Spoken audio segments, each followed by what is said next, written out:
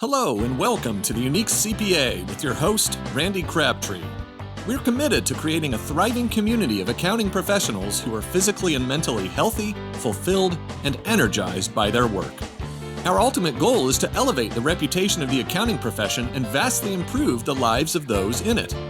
The Unique CPA is brought to you by Tri-Merit, the specialty tax professionals. Today's guest is Paul Peterson, CEO of top 100 CPA firm WIS and company, technically. Paul believes that if accounting firms want to attract the next generation of talent, especially Gen Z, which we will be talking about today, they need to go beyond competitive salaries. They need to offer impact, mentorship, and a sense of purpose. I love all that. With Gen Z showing a rising interest, which is pretty cool in accounting, we saw a 12% jump in enrollment this last fall, which still has not made up from the drop we've had. But Paul thinks there's a unique opportunity for firms to meet the generation where they are. Paul joins us to discuss how firms can rethink their value proposition and what type of initiatives could be the blueprint for the profession's future. Paul, welcome to the Unique CPA. Yeah, Randy, thanks for having me. I appreciate it. Looking forward to today. Yeah, this will be fun. A lot of things you're talking about, I'm super passionate about. I can tell you're super passionate about. So I think our passion is going to show through as we talk about things today. That's awesome. Yeah, excited for it. Yeah, so let's just, before we even get into, I teased a little bit, we're going to talk about Gen Z, obviously, and we're going to talk about the profession and attracting, retaining, things we could do. But why don't you give us a little bit, you've been, I think I saw, was it 12 years now, managing partner of WIS? Yeah, which is crazy. I mean, time goes faster and faster the older you get, that's for sure. I'm pretty much a homegrown WIS person. I did leave at one time for the internet startup dreams. So, it's one of those, the grass was greener, and I went over to the other side and found that it was not as green as I thought it would be, especially with the money, because we never started up and made any.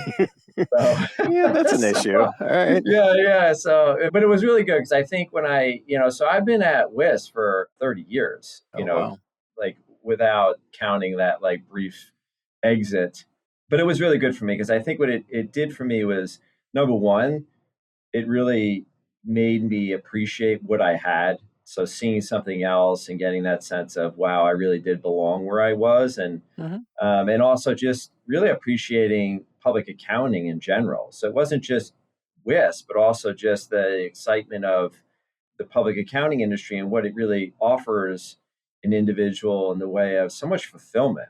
I think there's not a lot that's said about financial success because there is a lot of financial success in accounting. But also, I think what is really understated the whole way was like the freedom and the flexibility that you get. If you're able to kind of get to that point where, you put a lot of time in the beginning and you're running around a lot, but eventually you do have more control. And that was very important to me, was being able to be entrepreneurial in that from that standpoint. Yeah, no, I think that's great. The problem is, I'm jumping ahead already, is Gen Z look at things the same way as what we were just discussing? Yeah, no, and I think that's what's great about, what we are talking about, because I'm a Gen Xer. So I think what's interesting about the Gen Xers, like we were more seeing what, let's say, wasn't the way in which we would run the business when we were on staff and when we were starting out. But we were more of like, we don't like it, but we do it anyway, right? Mm-hmm. But one of the things that I was very fortunate at WIS to be surrounded with people within my class or, within the earshot of my class, where we all were like, why does accounting have to be such a crappy place to work?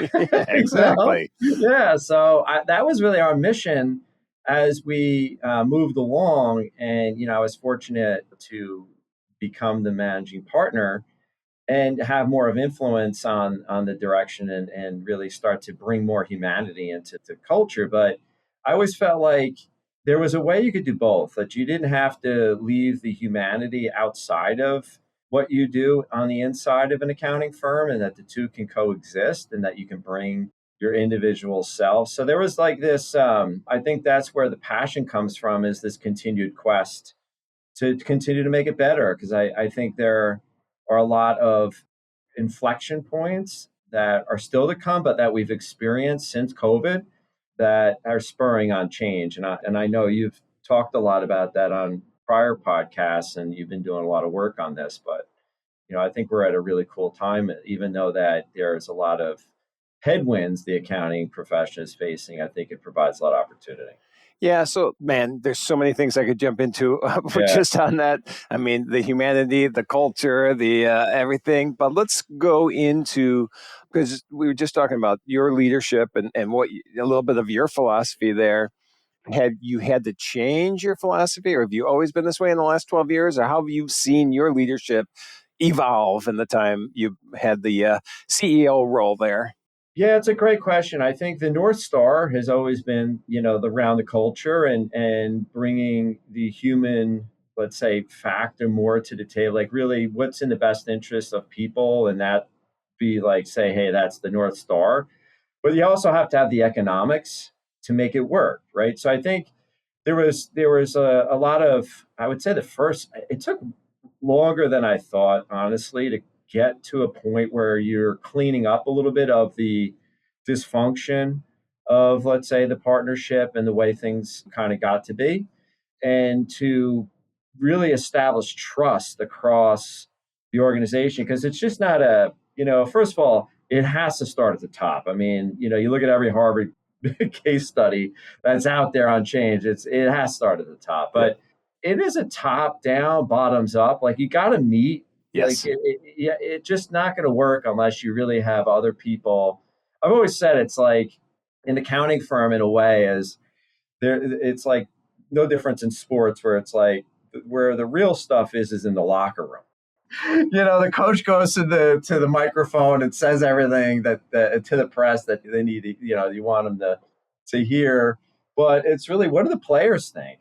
What's the chemistry like? And that's what I always felt like. That's our true test. Is we'll know if we're doing it right if we have people that are going out actively speaking on behalf of the firm to bring people in, and they're referring, getting their friends to join, or they're speaking on our behalf. And that was to me, like, how you can get validation around, are we acting in the way that we're talking? And it took a long time, and getting the economics right, like, that's a big part of it. And to converge on both of those takes a lot of work.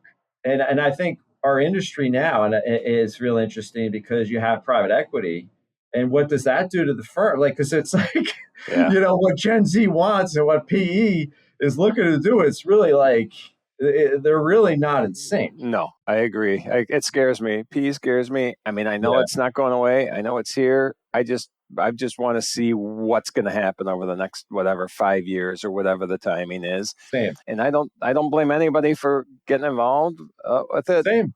I know plenty of managing partners that I'm friends with of larger firms that have done it, and we've talked, and they tell me all positive things. So I'm going to go with that. So I just don't know the end game. That's what I don't know. Yeah, and then what does it do? I just think, again, not to go too far off from the Gen Z, but I think, yes, there's ways that I think are really cool in terms of bringing incentives down throughout the organization. So let's say, to get on topic with Gen Z, and how does kid benefit them, would be, can there be more, let's say, realization events on monetization along the journey, as opposed to the back-endedness of what the profession looked like previously, right? So yep.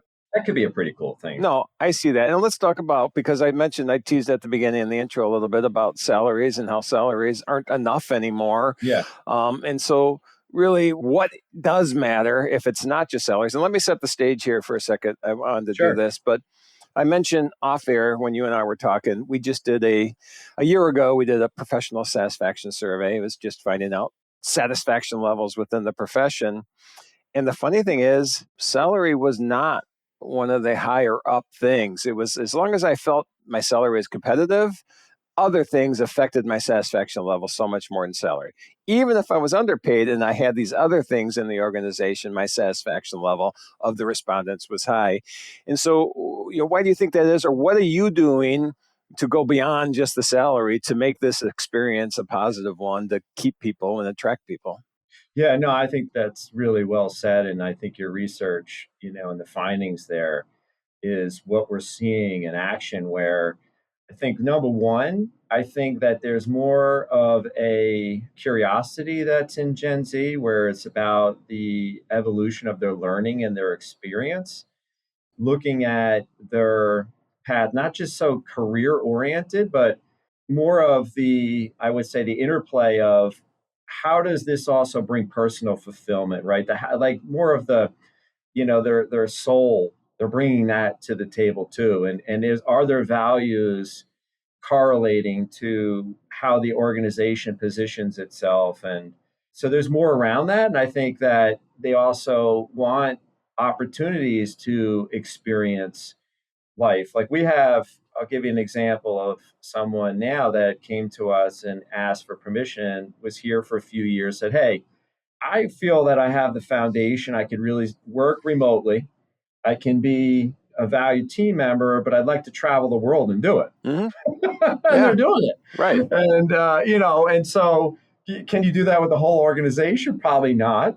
But not everyone wants to do that anyway, Right. right? So, there's plenty of people still that are like, "Hey, I love coming to the office. I'll be here 5 days a week." But I think it's more of like, can you come up with, even at an early on point in their career, where it's more of a journey and not thinking so much like giving them the carrot, like, "Hey, here's where you want to be, your ultimate destination." Yeah. More of like, how can you make this experiential for them along the journey? So it's almost much more short term, much more around their own individual evolution and matching, the interests of the firm, like what's a way that those two benefit one another. Yeah, and you kind of alluded to it, but making an impact too. They want to have a Oh, big difference in time. the world. And so, is there a way to show that? I mean, because what we do as accountants has a huge impact. A friend of mine, who you may know her, Jennifer Wilson. Oh yeah, I love Yeah, her. Yeah. yeah, she was speaking at our conference last year, and she talked about how accounting professionals are guardians of the galaxy's economy. And so just that gives me Big, goosebumps. Yeah. big deal. Yeah. Yeah. And so is there a way that you kind of communicate that, hey, we are having an impact and this is what we're doing? Oh, 100%. And I think that the impact, especially, we've been very fortunate over the past several years to kind of grow in terms of service offerings. So, what I really love is the ability to provide someone with the opportunity. So, that could be what they're really passionate about. It's like they're in audit or they're in assurance, and that matters to them, right? The protectionism around, hey, listen, like there's truth out there that people can trust because of CPAs and financial reporting. And then there's like the advisory practice now where we go and we have people that augment, an internal accounting team at a company. So you're getting some fulfillment out of like you're part of helping someone on a more, let's say, like granular level. They're closing their books with them and you're helping bring insights that they've never had before. Or you're in our wealth management practice and you're getting involved in financial planning or the estate planning that goes on. So there's so many ways that we become impactful. And the other thing we try to do is look at, like for us, financial literacies, like I would say our number one targeted program where we're looking to bring, some social benefit to what we do. So, in the summertime, we offer up the ability for people to go teach Oh, that's classes awesome. in Yeah. financial literacy. We have a whole program. We brought in someone into our people operations that used to be a teacher. And so this person now works with us and helped us develop this whole financial literacy program. So that's kind of cool. Yeah. It's kind of like, it's the combination of what can you get, in your career and the benefits, like you said, of like the fulfillment there, but also can we offer other supplemental ways that you can derive value from, the community aspects. Yeah, and so you're creating this culture where people feel open to share their ideas, to communicate what they like and don't like to. And what you said at the beginning of that, I am super passionate about is allowing people to find that role that fits them perfectly. That, hey, I love audits and I love trucking companies. And so can Yeah. I start deck could be that my niche. Do we have that niche? Can we build that niche? And I call that, I'm pretty sure I coined this phrase. Maybe I stole it from somebody, but I say it all the time, living at the intersection of your passion and your skills. That's awesome. And if you can build that into what you're doing at work, I mean, I don't work a minute in my day because I get to talk to people like you, and this is so fun. So I want to be able to figure out ways where we can at least slowly get everybody into that role. And it sounds like you're open to that. No, and I appreciate that. And that you're actually, again, I think we just have to get a better narrative out there around the profession. And, it's interesting. On Monday, we have our summer intern class coming in, and myself and really my right-hand person, Jim Duffy, will go and meet with them. And I will ask the opening kind of question. Trying to get contributions at first is always hard too. It's like, they're looking at us like, don't ask me to talk. But, like we always say, like, tell us about what you hear about public accounting. Right. And we find it's the same stuff they've been hearing that we used to hear. Yeah. The horror stories, the long hours, the your personal life behind. And it's just like, wow, that's not true. It's not true. And I shouldn't say this, but I'm going to anyways, because I'm guessing Big Four people don't listen to this podcast very much. Say the same thing. Yeah. You and I both. Yeah. I honestly, I think I still hear it is that way at that level, which is, and again, I haven't experienced it. I never worked there. I've just heard stories, and most of this is not controversial. Most of the universities are pushing, accounting students to Big Four. At least I hear that. And so that's, I think, where those stories come from. Same. And I think there's a little bit of a disorientation that's gone on too, where I think that there has been talk of certain firms saying that they're one way and then people get there and they're another way. And I think that hasn't done us a favor either, because it would have been better off being like, no, this is the way we are. Right. And that's just like the truth. And so, I think overall, I just feel like the trust within the public accounting community has really been lost. And you see that with the going concern websites and these stuff like that, where, it's unfortunate that, we've really lost a lot of, I think, the trust within the profession itself is damaged. Yep. But we're going to fix that. That's right. You're working on it. I'm working on it. Yeah, Jennifer Wilson's working on it. That's right. No, we have so many of us. We're going to be fine. Yep. Yeah. All right. So let's pivot a little bit, because I know one of the things that you mentioned off air again is mentorship program and how important that is to you and the organization. I guess if we're going to stay on Gen Z specifically, what does Gen Z expect from leadership? And then how would you address that through mentorship programs? Yeah, I think what I love about Gen Z is they're like their mirror, right? Like, it's like you have to live up to what you tell them. Yep. You really do. Right. So that's like number one. So I really feel like it's a good litmus test in a way. It's like they're going to tell you if you're not. So I think I like that about them, that they will say what's on their minds. The other thing is they're very open-minded. So when we look at even like programs that we can offer them, they're open-minded around, okay, what does that look like? I don't think they have anything that's like so strict in what it looks like, but they appreciate the fact that we are doing something there. So we were fortunate enough, like as the firm grew and you have resources, you can add people to, let's say we now refer to HR as like people operations, right? And so we've really added teammates where we have dedicated people to the service areas that their primary job is really to help provide them with the coaching, make sure they're lined up with the right people, like they can pick the growth champion. That can change.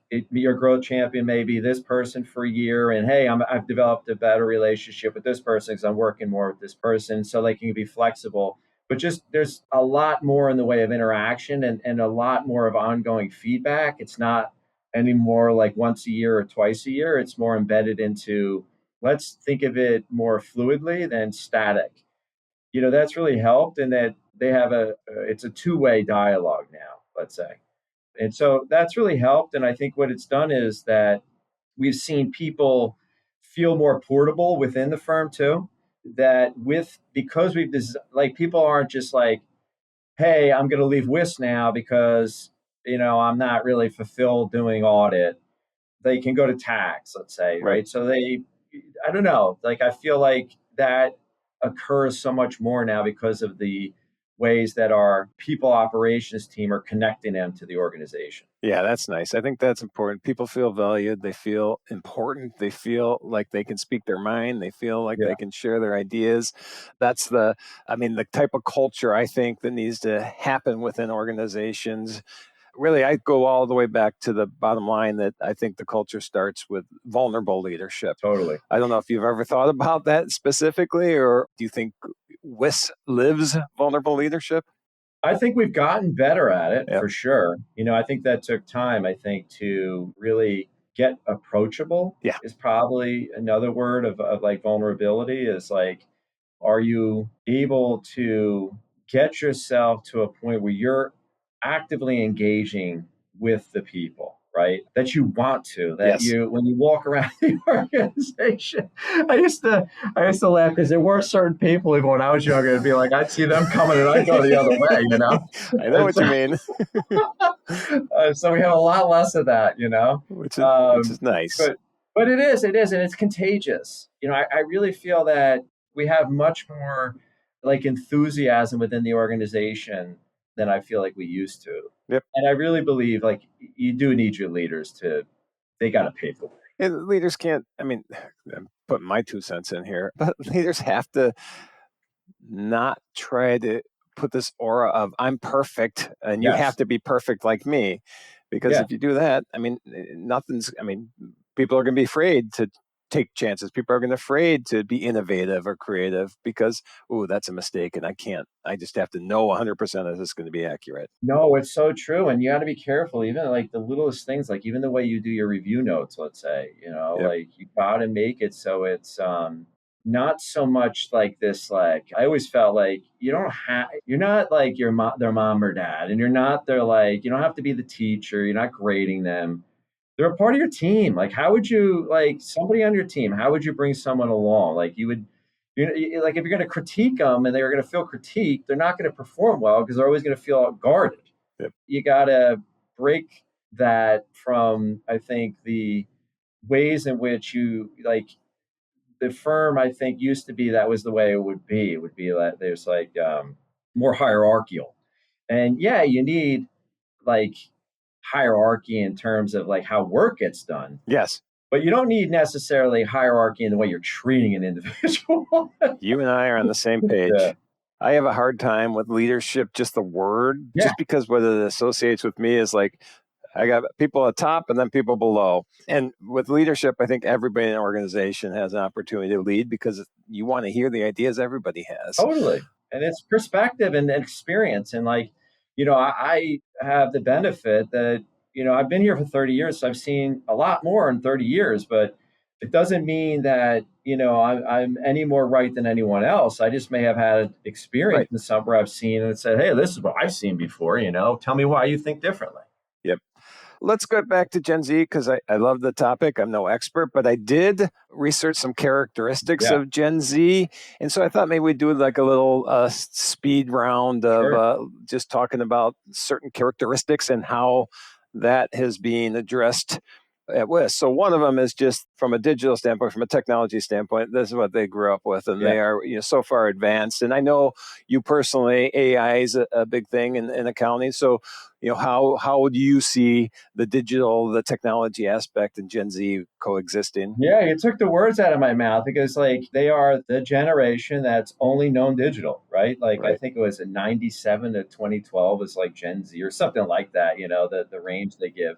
right. Digital native, this is what they're totally comfortable with. And I think it's a huge advantage now that we are on the cusp of entering into a much more, let's say, technologically driven world where I think, yeah, technology has been a part of accounting firms for many years now, but not at the level that it's going to be at in a few years, and it's coming soon. And I think we've seen it already that where we've embraced and we've been piloting some AI programs, our younger people, like one of our best performers right now is 24 years old, knows this AI program in and out, Mhm. is the champion, is teaching everyone, is teaching the higher ups. We've embraced that. They are so comfortable just with like all new technology. There's no resistance. And they incorporate it. And what we're trying to find out is the way they incorporate it and the way that they're using it, how can we get others to use it in the way that they are using, especially when we track like when we kind of gave Microsoft Copilot, we threw it out there and just were like looking at usage. I mean, the younger people, boom, it's like the new Google for them. Yeah. I haven't got the hang of Copilot yet too well on at least. Guys, and it's an adjustment, Oh, it's an yeah. adjustment. I So, want to because I write so many PowerPoint presentations. I wanted to help me with that, but I haven't. I need some of your people to come help me that's with what I'm that. saying. Like you surround yourself. Like that's the other thing, that's why I love public accounting. It's like Yeah. hard to get old. I was to go on a Gen Z rant a little bit. I was writing a presentation. I got fortunate enough to speak at the National Restaurant Association Leadership Summit a couple weeks ago in Chicago. Well, at recording time here, it was actually 2 weeks ago today. And I was putting my presentation together. We had actually had a company retreat. We fly in everybody to one location and hang out for a couple days. And there was a Gen Z gentleman who's good friends. We got to hang out in California earlier this year, but he's looking at me bright in this. He's like, no, let me fix this for you. And he just went in there and kind of printed it up, rewrote it, took words out, put graphs in. I'm like, all right, I need you every single time I'm doing this now. But yeah. Which is perfect, which is a great, because I was going to segue into the other thing just in terms of communication, which is real interesting to me because I think there's been a knock around Gen Z is not great at communicating and they're not effective communicators. And look at them, they're sitting around a table and there's 12 of them and they're all on their phones and not talking, which I find interesting. But when you think about it, what they're really good at is they will present something in a way, illustratively, digitally, in a much better way. Like I've seen them put together like, hey, here's insights. Like we have this data person who puts insights together and does them in a way like in 4 pages, you get, wow, like it's not a lot of words. It's more like they use charts, they use the graphs, whatever to communicate very effectively, especially when, we're dealing with a lot of companies and people within, like family businesses or whatnot, and maybe they don't have the best understanding of accounting, right? But when you can have them on your team and they're helping you present information in a way that just like the picture tells the story, Yep. it's a beautiful thing. Oh yeah. It's definitely. I'm gonna surround myself with more people like that. And communication was not an issue with him either. So I agree on that. So a couple of these other things, purpose driven. We already went through this kind of. We talked about the fact that they want to have an impact, a social impact, and I don't know if we want to add anything on Gen Z with the purpose driven having aspect to things. Yeah, though the one thing too you find is they're active, like they get themselves involved, like we'll do activities where their participation is great too. And we one thing that we opened up to is if they have a passion around a specific charitable organization or something, like just bring it to the table and Nice. tell us how we can support it, because that's I think that's a really cool piece. How and really they are so non-judgmental, like it's really impressive. And we've seen that recently. We've been doing June 30th kind of, that's where raises happen or whatnot. And so like we're in this period of feedback and stuff like that. And I don't know, it's just like, it's very impressive how a lot of that has happened where they just are really good at open-mindedness and the way that they are just so much more objective. Yep.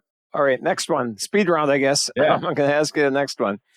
So basically, the financial stability side of things seems to be a part of Gen Z, and I think and I was reading this. It's one, they grew up through 2008 where we had issues, and stability is important, and then they're also a generation that went through college during COVID, and having something stable was probably important. Is this play into how you look at Gen Z at all? Yeah, definitely. And I think from what I understand too, they're more of savers than we had expected, and they definitely want to think about that financial side, how they can provide security for themselves. So there's more interest, I'd say, even early on around even like the 401k plan.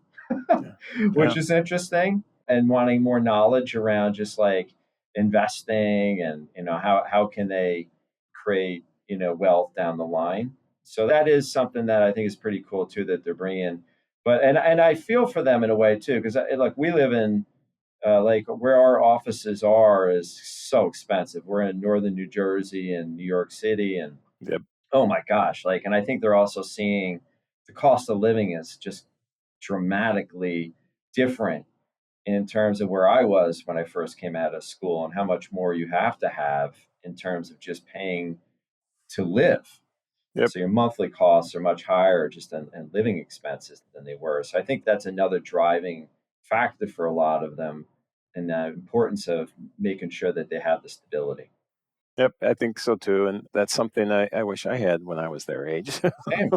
Yeah, Yeah, and I wouldn't be surprised that that's why we saw a 12% jump in enrollments into accounting I agree. programs because of the stable profession we have and that financial aspect of it. Yeah, and I'm seeing it because like my son is going to be a senior in college next year. So even just like talking to his friends and listening to his friends that, had been in majors or like rethinking what their major is going to be because they're starting to get a sense of, is there going to be a job? Hmm. And so I think there's a little bit of a change too in terms of coming out now where they feel like I'm going to have a job. I think they're starting to see too where there are layoffs at different tech companies and like AI is starting to take over coding and software and just I think there's disruption out there that they're seeing at the grassroots level. Yep, So I think that when you think about like your comment before around the 12% jump, I think you're spot on. yep, I agree. All right, two more speed rounds. Probably the first generation that has been the most mental health awareness involved in it, and have you seen that as well? Oh, 100%. Oh my Yeah. God, yeah. Very different. I think it's going to be great for them in the long run, especially someone for myself that, had massive anxiety disorder in my 30s. I had no idea what it was. No. Yeah. When somebody told me I had anxiety, I was like, yeah, what do you mean? Like, what is that? Well, Like, yeah, huh? and no, didn't know what it was, but probably weren't comfortable not, talking about it not either at all. because, It was almost yeah, like, get yep, over it. right, Yeah. exactly. What's the matter with you? Yeah. Yeah. Yeah. Well, see, that's where the vulnerable leadership comes Yeah. in. Yeah. All right. Yeah. So that's a big thing that I am a proponent of is mental health awareness and things we can do to avoid burnout. And I actually think maybe I might be part Gen Z. I don't know. Yeah, no, seriously, I always feel that way too. We were born in the wrong gen. Yeah. Yeah. And then the last one I just want to talk about, it's probably the most, or not probably, it is the most diverse generation in US history. And so diversity and inclusion is important to them. Which the impact of diversity and inclusion you've seen with Gen Z? It's been great. I mean, I think again, just like speaking candidly, when I started in accounting, it was mostly people that look like me. Yep, And so when I looked up top, they looked like me. exactly. And that has changed significantly. I absolutely love when I see now the way in which the representation, which is great for accounting, I think because there has been, and there's still continued challenges, I think, with certain, getting, more minority like participation in accounting. And I think that there's going to be some real benefits from going to, like, I know a lot of states are rethinking what are the number of hours you need credits Hmm. wise to get your CPA. So I'm happy to hear it's going to be potentially reduced because I do think that's a prohibitor in many places economically. Yep. So I think, it's been great. I mean, we are a different firm. I mean, you walk around this firm now, it is awesome because it has changed significantly on the representation from so many different ethnicities, like race, religion, all of it. Yeah, So I yeah, think across the board. Yep. Yeah, I talk about this too because I think one of the where we really started we were on this hockey stick growth curve, going up the hockey stick. It's the exact same time where we became a much more diverse organization, and there's multiple things that happened at the time, but being diverse, getting all these new ideas from these new people looking at things different ways, I think was so important. And oh, so I huge. think Yeah, I think that is a great aspect of. And it's really helped culturally. It's it's awesome. And I think again, like it goes hand in hand with the experiential, which I think is so important for Gen Z. They're craving that experiential, and for them to have different, like we have a guy, I love this guy. He's Gen Z and he's from Iran. He's also an entrepreneur at heart. He roasts his own coffee beans on the side. So Wow. it's just like, this is the other thing about Gen Z is like they're like they could do multiple jobs. They have like all kinds of things going on, you know? But he is just so grateful for the opportunities, and it's just like it's really nice to have that added element Yep. and have someone that really kind of is thriving in this, like the American dream is still alive. Right. Yeah. Well, and what you just said too is so important from a standpoint of you knew the things that he does outside of work. You get to know the people and their passions outside of their job title, and that being known was one of the highest satisfaction levels creators that on that survey we did. Getting I to love that. being known by the people you work Yeah. with. So Yeah.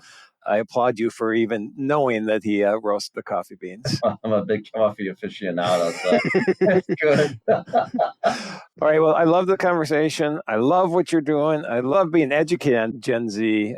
We had actually at our conference last year, we had one session on Gen Z in the profession. We're actually going to have another one this year at our conference Oh, as that's well. And awesome. I got to get yeah, invited to that. Yeah. yeah. Well, I'm going to invite you. So we Good. are excited to hear it. We're excited to see what's happening. I'm excited to see that the people are coming into the profession. So what do you see in the Gen Z's impact, long term, short term, and then how, WIS's impact on that as well? Yeah, I think like the timing couldn't be better. Quite honestly, I think it's interesting sometimes how the universe works, Oh, because yeah. it's like the perfect generation to help us embrace what's to come. Their open-mindedness, the way in which they're going to adopt technology is going to be so important, because there's a lot of change, like whether we like it or not, and it's right on the doorstep, and they're going to be very important in helping us become that, whatever the iteration of what WIS will be, because it's going to happen, they're going to be at the center of it. So I just think it's such an important aspect of their digital. I think being so native to it is going to be Oh, yeah. such a help. Yeah, and then one of the things we didn't say this before, but one of the things that I heard, and this was at the conference last year, is one of the first questions that they have when they're interviewing a firm, is how's your Yes. technology integrated into your Yeah. organization? 100%. I Yep. didn't speak about that, but yes, we get that too. Yeah, and you have it. We didn't even get into your tech stack and everything you're doing, but I know that from a technology standpoint, you're probably up there with the best of them. Yeah, no, but again, I think that goes because we need it to be, or we don't get them. Yeah, exactly. No. So that's why I feel like there's such a great reflection. It's almost like they're making us build the firm that is needed to economically survive. Yep, and no, it is perfect timing. You're right. It was just we were all worried. We're still a little Yeah, worried, but yeah, I think things are turning, and I have a positive outlook on the future of this me too. profession. Me too. All right. So bottom line is when you personally, and we talked about you knowing the coffee roaster and that, but when Yeah. you personally aren't leading this purpose-driven charge with Gen Z at WIS, what do you do outside of work that brings you joy? What's your outside of work passions? Yeah, no, look, I'm blessed. I have a great family, so love that side of it. Although my two kids are now in college, so my wife has to spend a lot more time with me now. But no, I love learning. I love music. Play the piano, so that's been a nice relief for me. And I love to run. Just running is like, thank God I have. That's like my peace. Yeah, well, that's one thing I wish I could do. I've got 2 replaced knees, so running's not in my future anymore. But man, I miss that. I do get to do the elliptical and There just you the go. exercise Yeah, is, just to get that yep, endorphin rush. yep. And then if people want to find out more about you and WIS and what you're all doing, and obviously it sounds like a great organization, Oh, or thank where you. would they be looking? Yeah, so you can always, like, my email, ppeterson@wis. Feel free. I'd love to talk to anybody that wants to hear anything of what we're doing, or I can hear about what you're doing. But would love to continue to share ideas. And like you said, Randy, at the beginning, like how to continue to make our wonderful industry better. Awesome. Well, Paul, this has been a pleasure. Yeah, pleasure. I'm so happy I met you. Thank you, Randy. Yeah. Believe me, I'm happy too. This was I could talk all day. We can do this again because there's plenty of topics we can discuss further. Oh my God, and there's going to be more to come. Oh my God, we're just on the cusp of it. I agree. All right. Well, thanks again. All right. Thanks, Randy. Thank you for joining us today on the Unique CPA. You can find the show notes for today's episode and learn more about TriMerit at theuniquecpa.com. Remember to subscribe and leave a 5-star rating on your favorite podcasting app. And join us next time for more expertise and insights on the Unique CPA. Professionalproductions.net